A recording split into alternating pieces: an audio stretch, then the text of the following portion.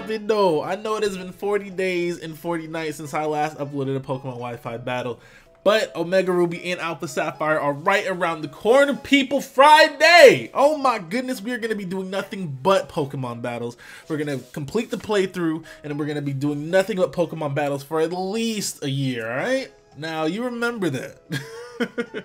But today we have a Wi-Fi battle here against Sky. This is not Sky Williams, this is just a person named Sky. It was pretty good, you know. I streamed the other day, which is when I actually had this battle. I pretty much just grabbed 6 random Pokemon. No team synergy whatsoever. There's probably a little bit, but I didn't make my team around anything. I just grabbed 6 Pokemon. I know you see the Seviper and the Crawdont there. They're just pretty much 2 random Pokemon that happen to be in the same box as the other Pokemon, so I just brought them along too.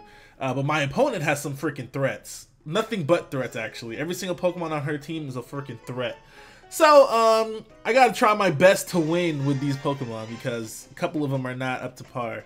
Anyways, Sky here is going to lead off with her Greninja as I lead off with my Landorus. Automatic bad situation. We all know where this is going.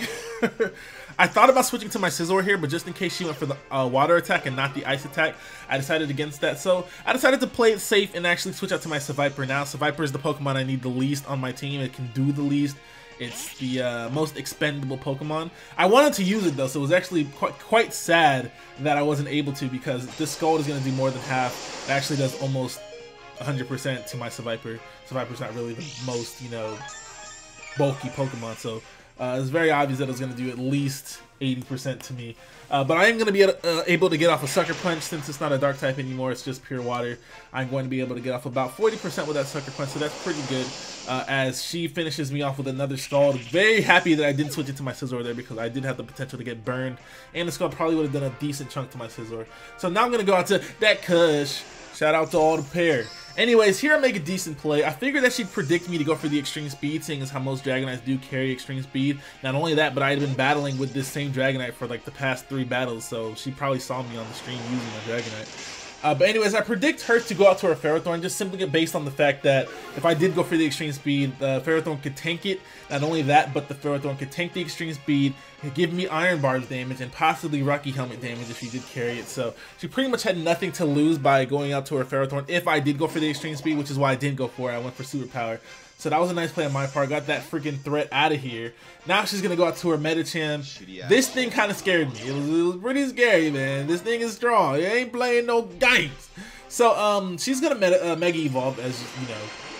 People don't use Medicham unless they're using Mega Medicham. So it's pretty obvious that this is going to be Mega Medicham. So I went out to my Uncle Ruckus. Now, that's not always the safest play, because if she had just predicted that and gone straight for the Ice Punch, I would have been in trouble. But she actually went for Substitute, so that's also fine because it still has Ice Punch and she does hella damage to me. Almost kills me in 1 hit, but luckily for me, I am pretty defensive. I'm very defensive, and that thing almost killed me in 1 hit after an Intimidate. That thing is freaking strong, man.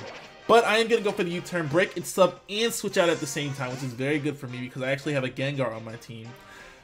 She has a Heatran, so I was actually considering going for the Focus Blast here, but thank God I didn't, because she actually stays in and goes for the, I don't know what she went for, but I went for the Shadow Ball, and I'm able to take out this Medicham here. Even if she did switch out to her Heatran, it wouldn't have made a difference really, because I would have just went for the Shadow Ball anyways. I should have just gone, my best play was Shadow Ball, no matter what. No matter what happened, my best play was Shadow Ball. So she goes out to her Greninja after I take out her Mega Medicham. I'm going to go out to Crawdont, predicting the Dark Pulse, actually. I expected the Dark Pulse just because Dark Pulse can 1-hit KO Gengar, and I don't think Scald can. So she ends up going for the Dark Pulse. It does about half to me. I'm going to go for the Aqua Jet here. I don't really have to worry about that Ferrothorn coming in because it's dead. wait.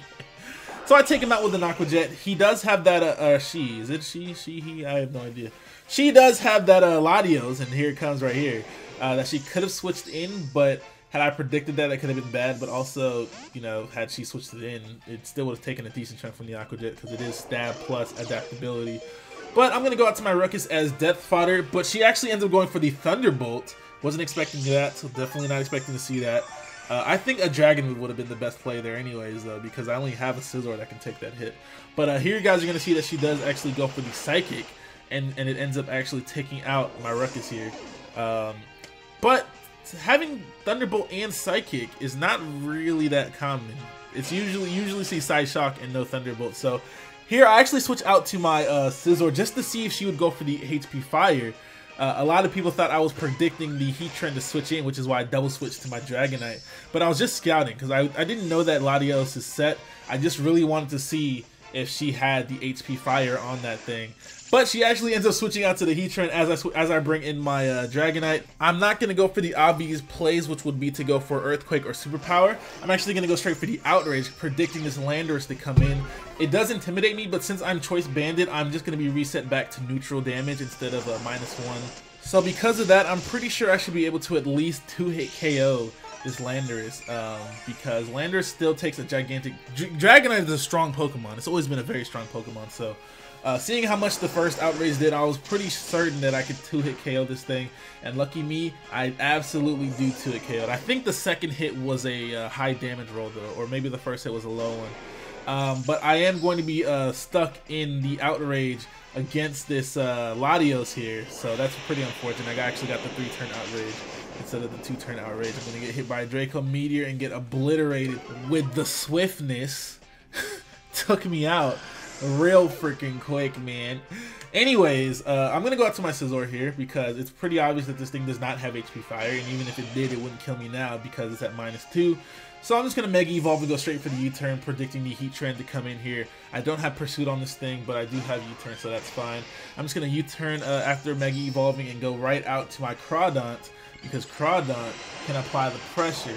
And I didn't really see the need to predict it with Crawdaunt because I don't know.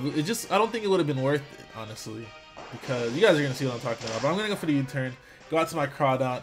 Now, when I say I don't think it's worth it to predict, because I mean, it's a Crawdaunt, you know. It's not the fastest Pokemon, so if I mess up, I probably die. And here I go for the Aqua Jet and actually get a critical hit. I'm pretty sure that mattered too.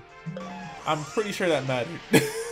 But what I was talking about is I went for the Aqua Jet even though he had a Latios, excuse me. Even though he had a Latios, I still went for the Aqua Jet even though I could have predicted the Latios to come in and gone for the knockoff. But I figured that 2 Aqua Jets to the Latios still would have done a decent amount. But at the same time, if he stayed in with the Heat Trend and I went for a knockoff, that would have been bad because Heat Trend's probably faster, first of all. And I actually needed to kill that Heat. I needed to get as much damage as possible on that Heat Trend. As a matter of fact, I don't know why she stayed in, because I don't know. I felt it was very obvious that I would go for the Aqua Jet on the Heat Trend, which is why I even considered going for the knockoff. But she stayed in, so you know, there's that. But anyways, last Pokemon is going to be Latios. She goes for the Thunderbolt on my Scizor, does absolutely nothing. Then I go for the U-turn, take out the Latios, and I get a critical hit. So the gods were with me. The Hex gods were with me during this battle. Thank you guys for watching. Pokemon Omega Ruby and Alpha Sapphire comes out very, very soon. We'll be knee-deep, all up in that game, waist-deep, chin-deep. You already know. Go ahead and hit that like button, comment, and subscribe if you haven't already. And we'll be back in a couple of days with some Omega Ruby and Alpha Sapphire. I'm out this bitch. Bye.